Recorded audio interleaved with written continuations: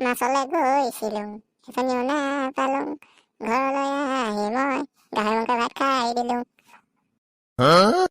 ঐ পিংকু এইবোৰ কি মোৰটো গাইছে ঐ ধনীৰাম এনেকৈ নকবি আকৌ তোৰ নিচিনাকৈ মই দুৱাৰ চুকত বহি কণী পাৰি নাথাকোঁ নহয়। ঐ ধনীৰাম তই দুৱাৰ চুকত কণী পাৰ নি ঐ? তোক কোনে ক'লে মই দুৱাৰ চুকত কণী পাৰোঁ বুলি? কেলে পিংকুৱে কোৱা নাই নি এতিয়া তই দুৱাৰ চুকত কণী পাৰিছিলি বুলি? তই যি কথাবোৰ কৈ থাকিবি দেই সিহঁতৰ আগত। তই মোক কেতিয়া দুৱাৰ চুকত কণী পৰা দেখিছিলি? ঐ ধনীৰাম তই শুনা নাই নি কবিতা এটা আছে নহয় ধনীৰামে কণী পাৰে বুলি?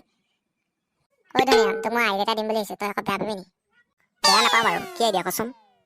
ঐ ধনীৰাম তইতো সদায় কণী পাৰ, মানে তোৰ কণী এটাই ধেনাক খাবলৈ দিবিচোন, ইয়াৰ যদি অকণমান স্বাস্থ্যটো ভাল হয়। ঐ ৰমেন তই মোক যি কথাবোৰ কৈ থাকিবি দেই, হ'ব বাৰু মই ধেনা সেইবুলি মই কি ধনীৰামৰ কণী খাম নি? ঐ ধেনা খাবি তেতিয়াহে তোৰ স্বাস্থ্য ভাল হ'ব। বোপাহঁত কি কৰিছ? মাষ্টৰনী নাহিলে চাগে এনেদৰে কথা পাতি দিনটো পাৰ কৰি দিয়। তাৰ বদলি যদি কিতাপখনকে মেলি থাকিলিহেঁতেন কিবা এটা উন্নতি হ'লহেঁতেন। অঁ ছাৰ আপুনি ঠিকে কৈছে। আমি কিতাপকে মেলিব লৈছিলোঁ, অকণমান এহেঁত দুটাৰ মাজত তৰ্কাতৰ্কি হ'ল। টকাটো লিখিছ চাওঁ থিয় হ। আমি দুটা লাগিছিলোঁ কাজিয়া অকণমান। বৰ ভাল কাম কৰিছ হয় নাই, সেইকাৰণে কাটুককে থিয় হৈছ। অঁ ছাৰ মই আজিহে গম পালোঁ কাজিয়া কৰাটো মানে ভাল কাম। ধনীৰাম তই নাজান নি ছাৰে আমাক বহুত ভাল পায়, সেইকাৰণে ভাল কাম বুলি কৈছে আকৌ। অঁ সেইটো কথা নি, এতিয়াহে মই বুজি পাইছোঁ মেইন কথাটো। এই মূৰ্খকেইটা কাজিয়া কৰাটো বেয়া কাম গম পালি, ভাল কাম নহয়। কোনে ক'লে ছাৰে আমাক ভাল পায় বুলি? ক'তা নিশ্চয়কৈ ভাল নাপায়, সেইকাৰণে ক'লে আকৌ কাজিয়া কৰাটো বেয়া কাম বুলি। তই কথাটো বুজি পোৱা নাই, ছাৰে আমাক ভিতৰে ভিতৰে বহুত ভাল পায় গম পালি। অঁ সেইটো কথা নি, এইটোকে ভালকৈ বুজাই কবি আকৌ তেতিয়াহে বুজি পাওঁ। কিবা এটা কথা আলোচনা কৰিলেই হয়, তেহেঁতৰ দুটা কথা একদম ফুচফুচনি বুজমুননি ওলাই যায় লগালগ। ঐ না মই জীৱনকে চুকত বহি আছো যে গাৰ্লফ্ৰেণ্ডে চৰিয়ালে নি? ঐ ধনীৰাম তোৰ গাৰ্লফ্ৰেণ্ডে চৰিয়ালে নি? তোমাক দেখোন কথা কোৱাই নাই। ঐ ধনীৰাম কথা কিন্তু চাই চিতি কবি দেই, মোৰ গাৰ্লফ্ৰেণ্ড তেনেকুৱা নহয়, তাই মোক আজিলৈকে এটা চৰো মাৰি পোৱা নাই। ঐ ধনীৰাম তই মিছা কথা কেলৈ কৈছ? সেইদিনা দেখোন তোক ছোৱালীজনীয়ে চেণ্ডেলে চৰি আছিলে।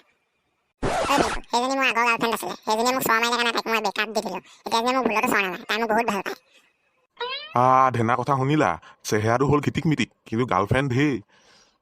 অঁ ছাৰ আপুনি ইয়াৰ কথা বুজি নাপায়, সেইদিনা ছোৱালীজনীৰ লগত ধুনীয়াকৈ কথা পাতি আছে, মই তাক নিজে দেখিছোঁ। অঁ ৰমেন হয় নি কথাটো?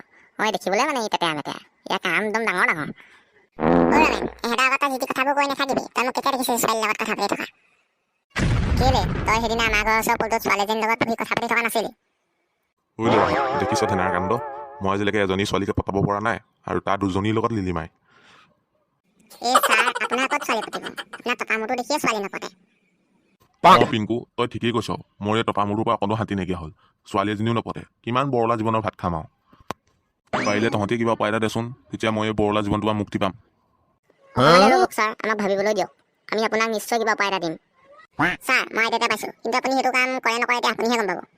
কচোন ক কি আইডিয়া? ছোৱালীৰ কাৰণে মই যিকোনো কাম কৰিব পাৰোঁ, তই মোক অকল আইডিয়াটো দে। তেনেহ'লে আইডিয়াটো শুনক। আইডিয়াটো সোনকালে ক। শুনক তেন্তে আপুনি এটা কাম কৰিব, দোকানৰ পৰা এটা ধুনীয়া গোলাপ ফুল লৈ পিনি ছোৱালী এজনী মুখৰ আগত ৰৈ প্ৰপ'জ কৰিব, তেতিয়া আপোনাৰ কামটো বনি যাব। ৰমেন তই কি ফকতীয়া আইডিয়া বুজিছ, সেইবোৰ কাম কৰিলে ক'ৰবাত ছোৱালী পতে নি? ছাৰ আপুনি প্ৰথমতে কামটো কৰি চাওকচোন, তাৰপৰা ক'ব মোক ছোৱালী পতে নপতে। আজিলৈকে মই কেইজনী ছোৱালী পতালোঁ ভগৱানে জানে। উপায় তই দিয়া আইডিয়া মই আজিলৈ কৰিবলৈ থোৱা নাই, কাহানি বা যুগতে কৰিলোঁ, আৰু কিমান যে চেণ্ডেলৰ চৰ খালোঁ তাৰ ঠিক নাই। ছাৰ আপুনি চেণ্ডেলৰ চৰ খালে? লাজ লাগিব লাগিছে দেই আপোনাৰ। ছাৰ আচলতে আপোনাৰ দোষ নহয়, আপোনাৰ সেই টপা মূৰটোৰ দোষ, সেইকাৰণে আপোনাৰ আজিলৈকে ছোৱালী পতা নাই। হয় ধনীৰাম তই ঠিকেই কৈছ, এই টপা মূৰটোৱে মোক কোনোবা দিনা কলিজা খাব। ছাৰ আপুনি দুখ নকৰিবচোন, আপুনি লাইফত ছোৱালী পাবই, নেপালে আমি বিচাৰি দিম। আপুনি আমাৰ কাম এটাত সহায় কৰি দিব লাগিব, তেতিয়াহে আপোনাৰ কামটোত আমি সহায় কৰিব পাৰিম। কি কাম কওঁচোন পিংকু? পাৰিলে নিশ্চয় সহায় কৰিম, ছোৱালীৰ কাৰণে মই যিকোনো কাম কৰিবলৈ সাজু আছোঁ। ছাৰ আপুনি আমাক আপোনাৰ টপা হোৱা ৰহস্যটো ফাটিল কৰিব লাগিব। হ'ব দে বাৰু, তহঁতি যি বিচাৰিছ তাকেই হ'ব, মই মোৰ টপা হোৱা ৰহস্যটো ফাদিল কৰিম তহঁতৰ আগত, কিন্তু তহঁতি মোক কামটো কৰি দিব লাগিব। ছাৰ আপুনি চিন্তাই নকৰিব, আপোনাৰ কাম হ'ল বুলি ধৰক। ছাৰ বৰ ভাবি থাকিব নালাগে, আৰম্ভ কৰক।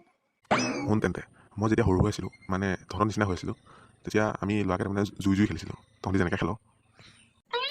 ৰাম ছাৰ আপুনি এই বুঢ়া বয়সতে জুই খেলিবলৈ ধৰিলে? নাপায়। মূৰ্খকেইটা মই এতিয়া কথা কোৱা নাই ন, মোৰ ল'ৰালিকালৰ কথাই কৈছোঁ। ছাৰ আগতে আপুনিও আমাৰ নিচিনা সৰু ল'ৰা আছিলে নি? আছিলোঁ তহঁতৰ নিচিনা, আমি তহঁতৰ নিচিনা হৈ থাকোঁতে যে কিমান ধেমালি কৰিলোঁ। এতিয়া আগতে নহয় তহঁতি মোবাইলটো হ'লে পাবজি বাহিৰে একো চিনিয়ে নাপাওঁ।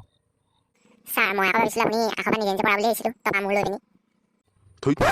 নি মানুহ সদায় সৰুৰ পৰাই ডাঙৰ হয়, আকাশৰ পৰা নিজে নপৰে নহয়।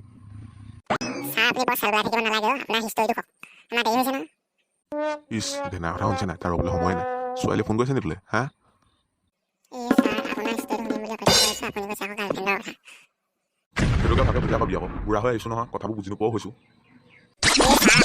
সোনকালে হিষ্টৰীটো আৰম্ভ কৰক, আমাৰ শুনিবলৈ মন গৈছে নহয়। তহঁতক মই কেনেকৈ শুনাওঁ মোৰ হিষ্টৰীটো? মোৰ নিজৰে বেয়া লাগে শুনিলে। হ'ব ছাৰ, আপুনি দুখ কৰি নাথাকিবচোন, আপোনাৰ হিষ্টৰীটো শুনাওক, তেতিয়াহে আপোনাৰ কামটোত আমি সহায় কৰিব পাৰিম। শুন তেন্তে, যেতিয়া মই সৰু হৈ আছিলোঁ নাই, তেতিয়া মোৰ লগৰ কেইটামানে সিহঁতি জুই খেলিছিলোঁ। আৰু জুই খেলোঁতে মোৰ লগৰ এটাই মোৰ মূৰটোত জুই লগাই দিলে, আৰু জুইয়ে গোটেই চুলিখিনি পুৰি পেলালে। তেতিয়াৰ পৰা মই টপা হ'লোঁ। ছাৰ আপুনি বুৰ্বক নেকি? চুলি পুৰাৰ পাছত আকৌ চুলি ওলাই নহয়। মোৰো ওলাইছিলে, কিন্তু অকণমানকৈ ওলাইছিলে। আৰু সেইকাৰণে মোৰ লগৰ এটাই ক'লে বোলে নিমখ এখিনি দি পিনি বান্ধি পিনি থৈ দিবি চুলিকোছা, তেতিয়া বোলে সোনকালে ওলাব। ছাৰ আপুনি সেই ইংলেণ্ডৰ পৰা আহিছে নেকি? কোনোবাই বাৰু মূৰত নিমখ লগালে চুলি সোনকালে ওলাই বুলি আপুনি ক'ত শুনিলে? ইছ ৰাম ঐ, যেতিয়া মোৰ চুলি আছিলে তেতিয়া কিমান ছোৱালী মই যে পতাইছিলোঁ, আৰু মোৰ 10-20জনীমান গাৰ্লফ্ৰেণ্ড আছিলে। আপোনাৰ পাপে আছিলে, সেইকাৰণে আপুনি এতিয়া বৰলা ভাত খাই থাকিবলগীয়া হৈছে। অঁ তহঁতি ঠিকেই কৈছ, মোক সঁচাকৈ পাপে চুলে। ছাৰ আপুনি দুখ কৰি নাথাকিব, আমি আপোনালৈ ছোৱালীজনী বিচাৰি দিম, আমাৰ এয়া প্ৰতিজ্ঞা। অঁ ছাৰ, এয়া আমাৰ প্ৰতিজ্ঞা। তহঁতি কিন্তু বৰ বেছি দিন নকৰিবি, মই তহঁতৰ ওপৰতে সম্পূৰ্ণ আশা। বৰলা জীৱনৰ ভাত খাই মোৰ আমনি লাগিছে, ছোৱালীজনী মোক সোনকালে বিচাৰি দে। ছাৰ আমাৰ হাতত যেতিয়া কাম পৰিলে আপুনি টেনশ্যনে ল'ব নালাগে, এজনী নহয় দুজনী পাই যাব। এই ধেনা তই থাকোঁতেতো টেনশ্যনেই নাই মোৰ। ছাৰ আপোনালৈ এটা আমাৰ সৰু অনুৰোধ আছে। কি হ'ল ক লাজ কৰিব নালাগে ক। ছাৰ যদি আপুনি আমাক পৰীক্ষাটো পাছ কৰাই দিয়ে, তেতিয়াহ'লে আপোনাৰ বিয়া ফাইনেল কৰি ধৰক। অঁ হয় নি? যদি সেইটো কথাকে মোক ক'লেই হয়, মই তহঁতক পাছ কৰাই দিম নহয়। মই ছোৱালীৰ কাৰণে যিকোনো কাম কৰিব পাৰোঁ, তহঁতক মই আগতেই কৈছোঁ দেখোন। ছাৰ তেন্তে আমি ছোৱালী বিচৰা মিছনটো আৰম্ভ কৰিব পাৰোঁ। অঁ তহঁতি আৰম্ভ কৰি দে, সোনকালে কৰি দে। ঐ ল'ৰাহঁত, মই তেন্তে এতিয়া যাওঁগৈ দেই, তহঁতি কিন্তু মোৰ কামটো কৰি দিবি। ছাৰ হৈ যাব আপোনাৰ কাম, আপুনি টেনশ্যন নকৰিব, আপুনি ৰাতি ভালকৈ শুব পাৰিব। মই যাওঁ দেই তেন্তে।